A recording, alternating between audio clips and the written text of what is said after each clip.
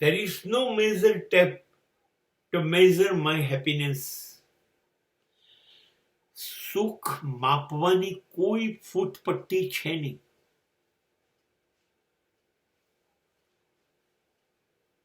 એના કોઈ ધોરણ નથી કે આપણે પરફેક્ટલી કહી દઈએ કે હું આમ છે માટે હું સુખી છું. નહીં, એવું કશું નથી.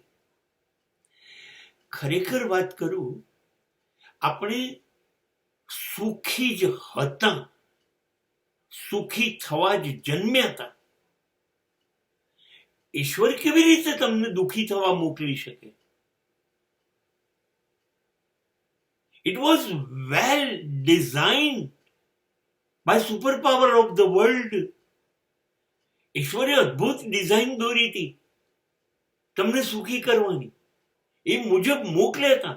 શાંત પણ બનાવેલા, નિર્દોષ પણ બનાવેલા. એવા જ હતા. યાદ કરો, જન્મ્યા ત્યારે કેમ સુખી હતા, કેમ શાંત હતા? એનું કારણ એ હતું કે જિંદગીની કોઈ મહત્વકાંક્ષા નહોતી એ વખતે. એ નાનકડું ઢીંગલો કે ઢીંગલી જે આવ્યા એની કોઈ અપેક્ષા નહોતી કે હું પાયલોટ બની જાઉં, હું રાષ્ટ્રપતિ બની જાઉં, હું સુપરસ્ટાર બની જાઉં. એની કોઈ અપેક્ષા નહોતી. બસ એની અપેક્ષા એટલી હતી કે મને સમયસર ભૂખ લાગે ત્યારે દૂધ મળી જાય, મારા શ્વાસ ચાલ્યા કરે, મને ઊંઘ આવે, મને ગમે તો થોડા હાથ પગ હલાવું. આટલી જ અપેક્ષા હતી. માટે એ શાંત હતું અને સુખી હતું. And we spoiled the entire scenario. જેવી સમજણ પડી, મારી જિંદગી શરૂ કરી દીધી. મારે આ બનવું છે, મારે તે બનવું છે, મને આ જોઈએ, મને આ ન જોઈએ. ભાગ દોડ કરીને પેલું બધું બગાડી દીધું. હવે સુખી હતા અને દોડા દોડમાં શાંત થવાનું ભૂલી ગયા, સુખી થવાનું ભૂલી ગયા, સુખની શોધમાં દુઃખી થઈ ગયા.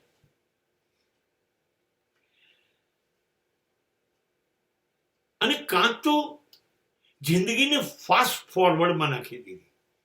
દોડાય. મને બધું ફાસ્ટ એન્ડ ફાસ્ટ જોઈએ, ઝડપથી. પિઝા બી મને ફાસ્ટ જોઈએ, બર્ગર પણ મને ફાસ્ટ જોઈએ, મને જિંદગી પણ ફાસ્ટ જોઈએ, મને આનંદ, એન્ટરટેનમેન્ટ ફાસ્ટ જોઈએ. આપણે રોકાઈ નથી શકાતા. જિંદગીને એટલી બધી ઉતાવળ કરાઈએ છે, જેને બિચારી એમ્બ્યુલન્સમાં આવી હોય ને ટ્રીટમેન્ટ લેવા, અને આપણે એને એકદમ ગંભીર આઈસીયુ વોર્ડમાં દાખલ કરી હોય ને ટ્રીટમેન્ટ મળે ને, એવી રીતે આપણે જિંદગીને દોડાઈ કરીએ. શાંતિથી ન કશું જ આપણને ફાવતું નથી. આપણે દોડવું છે. મારે ઝડપથી ભણી લેવું છે, ઝડપથી કમાઈ લેવું છે, ઝડપથી પૈસાદાર થઈ જવું છે. મારું બાઇક ઝડપી જોઈએ, મારી ગાડીઓ ઝડપથી જોઈએ. અરે એમાં ના મજા આવતી હોય તો મારે વિમાનોમાં દોડવું છે. પણ ઝડપ આપણો સ્વભાવ બની ગયો.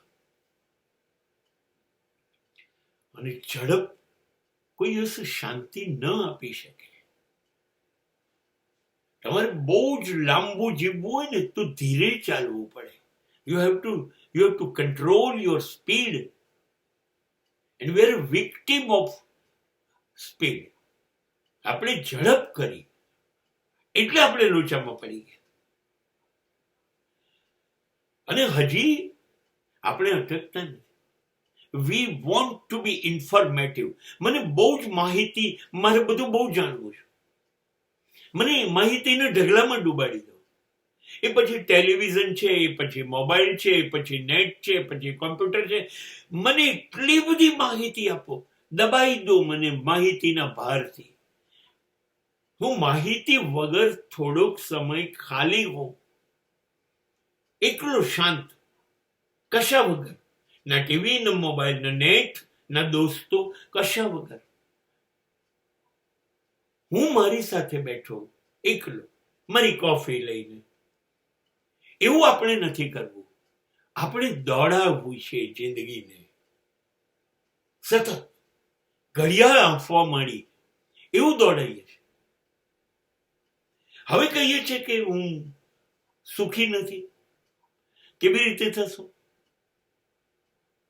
દોડાય કરશો તો કેવી રીતે સુખી થશો? અને ત્યાર પછી જે ખતરનાક સ્થિતિ આવી એ આવી, we are instrument of comparison. સરખામણી આવી ગઈ. મેરી સાડી ઉસકી સાડી સે ઉજલી ક્યું? મારું ઘર એના કરતા નાનું કેમ? મારી ગાડી એના કરતા સસ્તી કેમ? મારી આવક એના કરતા ઓછી કેમ? હવે કોણ સુખી કરશે?